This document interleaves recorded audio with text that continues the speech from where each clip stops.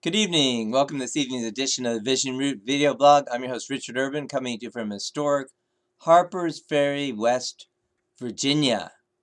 Well, I wish you a very Merry Christmas to start off. Tonight's episode is Honor Christ at Christmas and Every Day. And I'd like to start off with a reading from the words of Reverend Sun Myung Moon. Adam and Eve fell because they listened to the words of Satan, not God's. Thus, in the last days, there will be God's words, but at the same time, Satan's words that were not expected will appear. Therefore, on earth, there will be two kinds of words: words of the truth and words of lies. They will be directly influencing your daily life, wherever you are, whatever you do. Then, what should we do under the circumstances? By observing the words spoken through the true Father, whom I am looking forward to seeing, and God whom I have faith in, you should establish the words as the standard of your life, your ideals, and your struggles. Otherwise, you will not be able to receive a blessing that allows you to have dominion over the creation in your earthly life.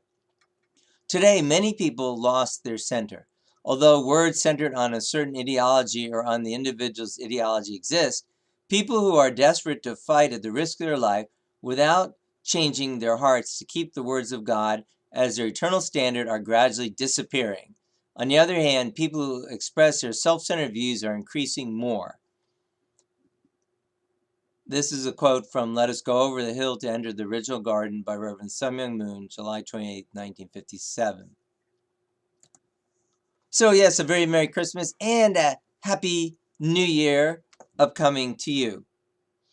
Well, we all want to be accepted and appreciated.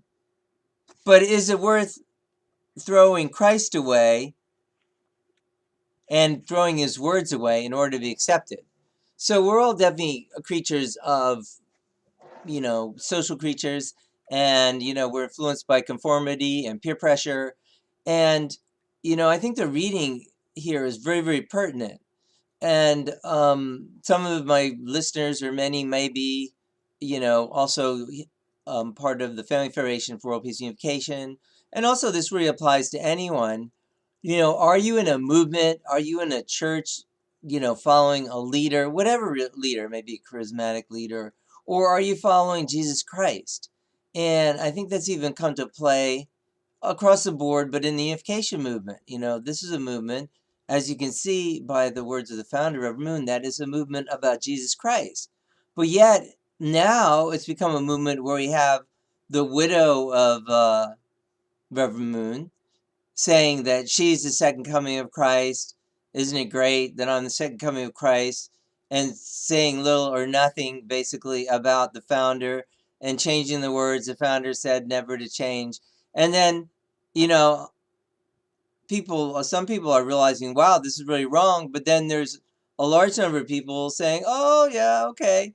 So what is going on here? And I think it really is about, following more social conforming through social pressure, than following Jesus Christ and following the Lord's second advent, following Reverend Sun Myung Moon, and listening to his words.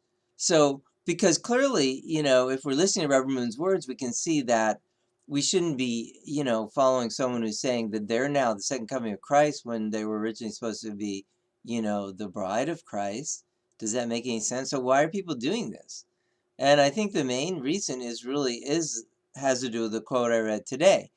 It's about, separating the word of good and evil, or rather, separating from evil, and not being self-centered, but being Christ-centered. So when Christ says, these are my words, you honor that. You don't say, well, maybe they're not our words. And, if some of your friends who are supposed to be your friends are saying, well, I'll just go along and join this new cult or movement where the Messiah is now a woman and we've discarded every biblical trace and come up with some new theology. But, I want to keep my friends, my friends in the Boy Scouts, my friends in the Girl Scouts, my friends in church, whatever. But, we'll discard Christ. Oh, wait a minute. Well, I think you better discard your friends. Sorry to say that. or actually you don't discard them, they'll discard you probably. Whatever the case is, you better be following Christ. So I think that's really my message for this Christmas. I think this is a special Christmas. You know, it's a time when we have to be vigilant, but also a time of great hope. And I do pray for the protection of, President-elect Donald Trump and everything, he's doing. And it's not everything's perfect or anything, all his cabinet picks, whatever. But generally, he's moving in the right direction to, toward giving people individual rights and sovereignty and away from excessive government encroachment. And, he's taking more God-centered type of position, you know, than Hillary Clinton, as I've explained in many of my videos. But again, back to the topic of honoring Christ.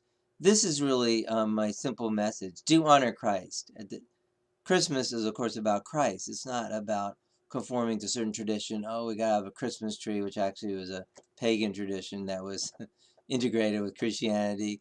Or, oh, we have to exchange gifts. I'm not saying you shouldn't, but that really isn't the essence of Christmas. It's about honoring Christ, honoring his words, honoring his you could say his legacy, but his teaching.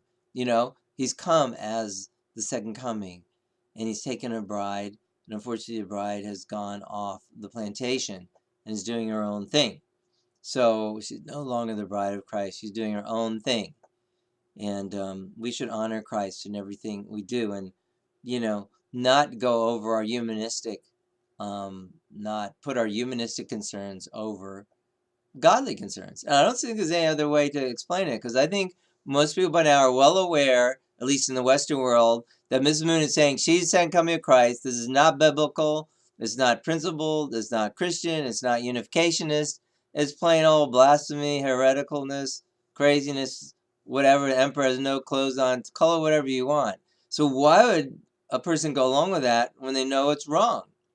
Well, I don't think there's any good reason. Some people may be compromised by a type of peer pressure, quote unquote, being maybe under the influence of receiving money, and that's certainly a type of peer pressure.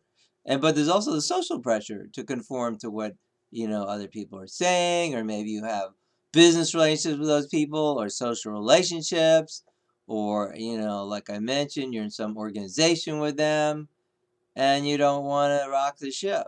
Well, I think you better rock the ship, because the ship is sinking.